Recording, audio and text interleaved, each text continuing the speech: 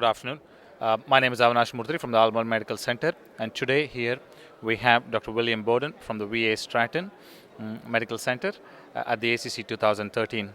Dr. Boden needs no further introduction, and it's a privilege and an honor to have him here with us today.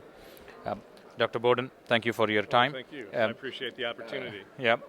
I was wondering, now that the HPS2-THRIVE has been presented at the ACC, I wanted to ask you what were your thoughts were about the trial.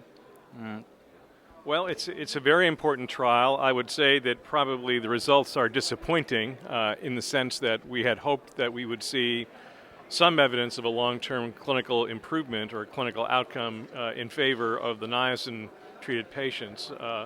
It was a similar design to AIM High in the sense that patients got simvastatin plus niacin versus simvastatin and followed for about 4 or 5 years. But there are some notable differences in the fact that the combination agent that they used had a prostaglandin inhibitor called laropiprant.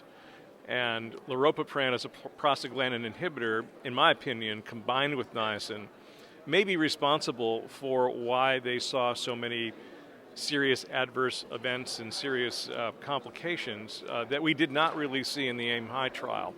So the niacin that we used in AIM High was niaspan. They used a very different Merck proprietary compound, and the results, I think, could have been influenced by the use of the prostaglandin inhibitor. So we eagerly await the results. The paper has not yet been submitted or published yet, obviously, and I'm hopeful that we'll have more opportunity to review the results of that study.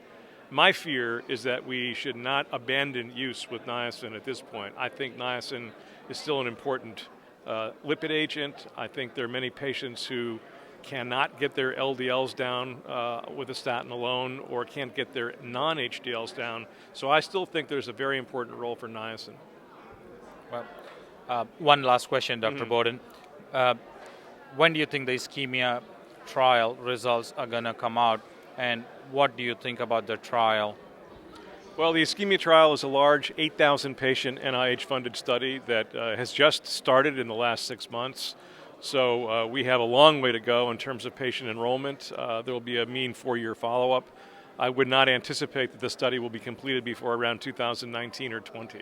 So we have a long way to go before we ultimately are able to determine whether an ischemia-guided strategy with moderate to severe ischemia results in improved clinical outcomes with revascularization versus medical therapy.